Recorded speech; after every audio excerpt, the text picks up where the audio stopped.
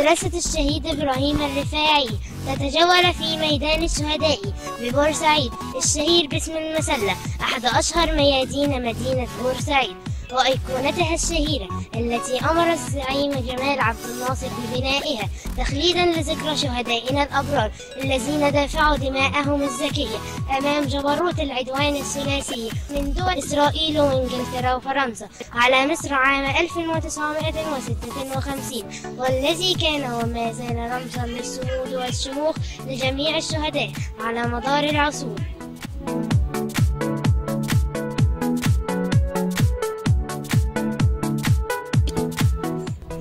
The field is a larger garden belt on an area of 15,000 square meters, and the center of the monument is a famous Pharaonic obelisk which quoted the idea of our ancient Egyptians who were building the obelisk in the places of victory over enemies.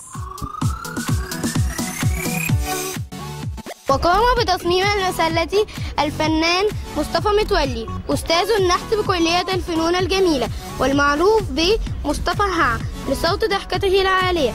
وتتكون المسلة من قالب خرساني مثبت عليه شاسيه معدني مغطى ببلاطات من الجرانيت، واستخدم الأرضية بلاط الميزايكو.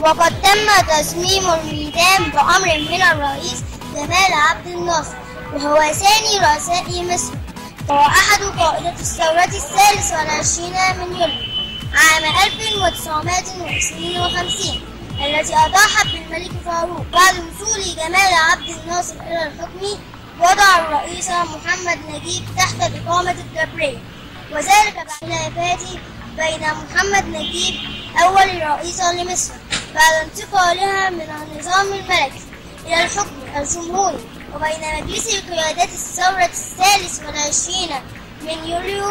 وقد أدت سياسات عبد الناصر المحايدة خلال الحرب الباردة التي توتر العلاقات مع القوى الغربية التي سحبت تمويلها للمشروع القومي المصري السد العالي في محافظة أسوان التي كان عبد الناصر يخطط لبنائه.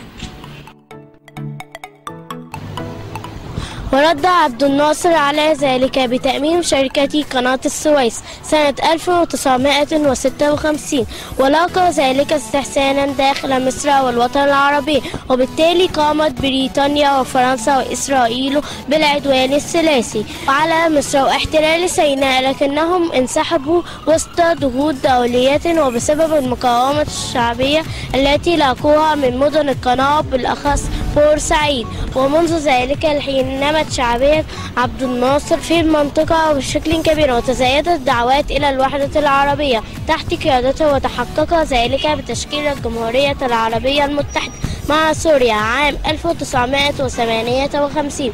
تبع ذلك هزيمة مصر من إسرائيل في النكسة أو حرب الأيام الستة عام 1967.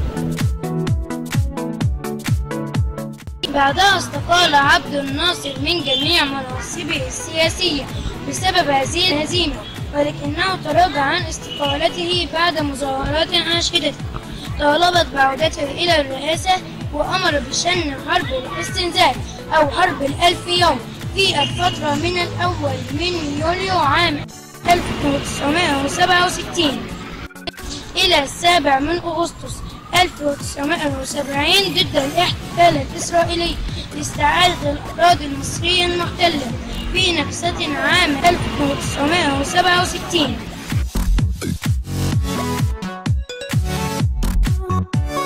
وبعد اختتام قمة جامعة الدول العربية عام 1970 تعرض عبد الناصر لنوبة قلبية وتوفي، وشيعت جنازته في القاهرة بأكثر من 5 ملايين شخصا، ويصف المؤرخون جمال عبد الناصر باعتباره واحدا من الشخصيات السياسية البارزة والمؤثرة في التاريخ الحديث للشرق الأوسط في القرن العشرين.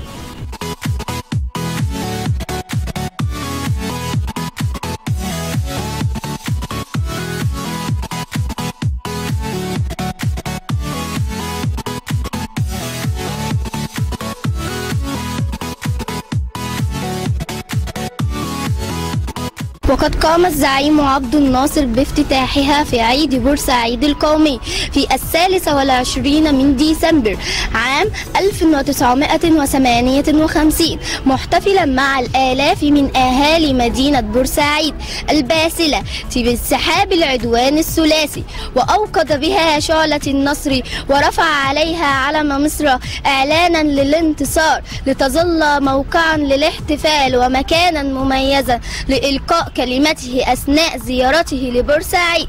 كما شهد الميدان زيارة كبار زعماء العالم في عهده مثل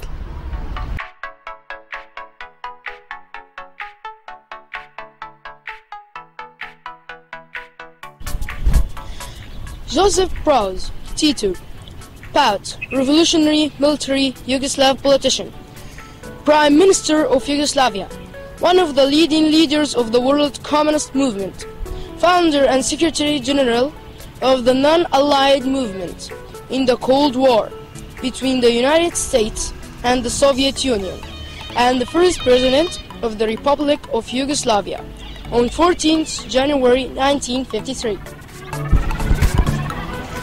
Jawaharlal Nehru est l'un des leaders du mouvement indépendantiste britannique pour la domination britannique après le mouvement de résistance non armée et la désobéissance civile mené par le camp national indien dirigé par Mahatma Gandhi et Jawaharlal Nehru et est l'un des fondateurs du mouvement, donnant le nom ministre de l'Inde après l'indépendance le 15 août 1947.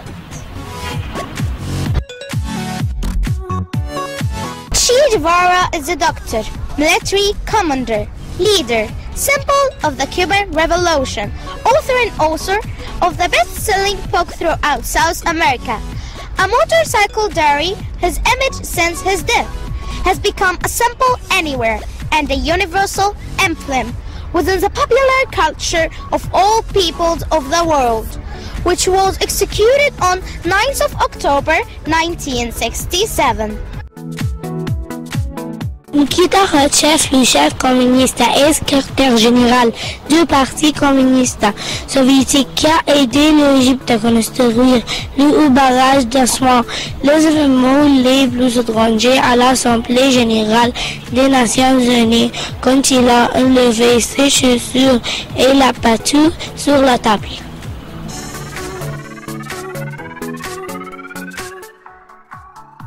وفي عام 2017 تم وضع الميدان بأكمله ضمن خطة تطوير تراعي في المقام الأول عظمة الميدان وتاريخه، تمثلت في عودة الشكل الجمالي للميدان بصورة تطابق تصميمها الأول الذي وضعها الفنان مصطفى متولي لتتعرف عليها الأجيال الجديدة التي لم تعش هذه الفترة من عمر الوطن.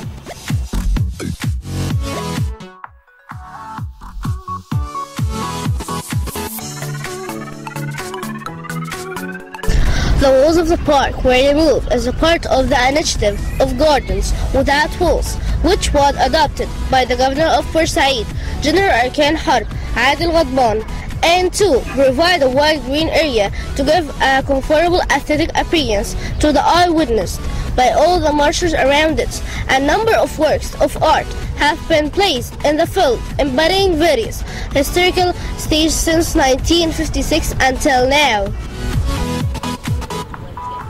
ومن أهم الأعمال الفنية الموجودة في حديقة الميدان تمثال يمثل المقاومة الشعبية والتضافر الشعبي والجيش لدحر العدوان الثلاثي عن مصر. عمل يمثل النصر العظيم في حرب أكتوبر. عمل يمثل المرحلة التنموية التي تمر بها بورسعيد بمشاركة المرأة والرجل.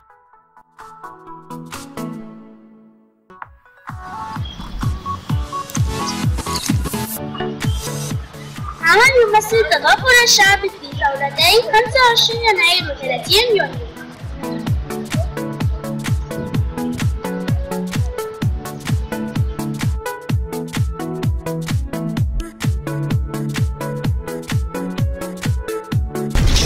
Statue du général Abdelmonem Réat, le général doré et symbole des martyrs de les modernes, martyrisé le 9 mars 1969, jour du martyr célébré par Égypte chaque année aux commémorations du débat du chef d'état-major de la guerre d'Égypte Abdelmonem Réat pour commémorer sa mémoire et la mémoire de chaque martyr.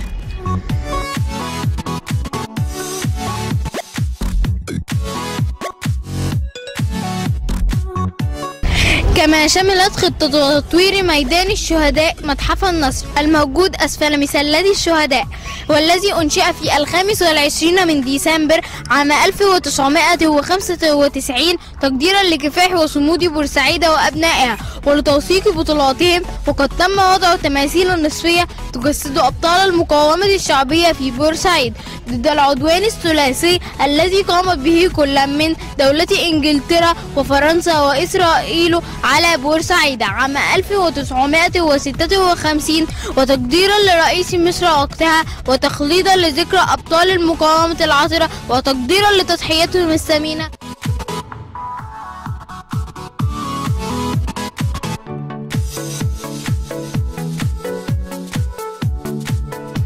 ليروي ميدان الشهداء صفحات من تاريخ مدينة بورسعيد الباسلة، وأبطال قدموا أرواحهم فداء لبلادهم وللأجيال القادمة من بعدهم.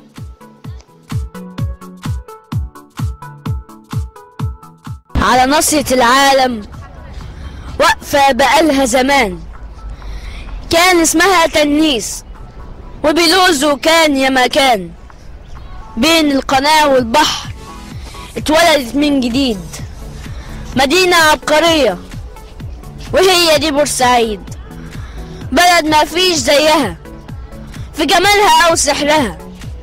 كل اللي عدوا عليها بيحكوا عن أهلها، عرب على خواجات، بنوا البيوت حجايات. الله على البواكي وجمال التراسينات، وياما فيها حاجات جوانا ليها حنين، يوم بعد يوم بتروح. ازاي نقف ساكتين؟ ايدك معايا نبني ونحافظ على اللي باقي، عشان ابنك وابني يكبر وبكره يلاقي.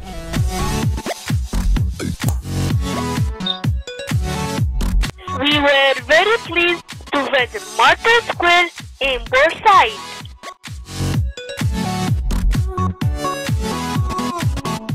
Nous avons été ravis de visiter la place des martyrs à Boursaïd.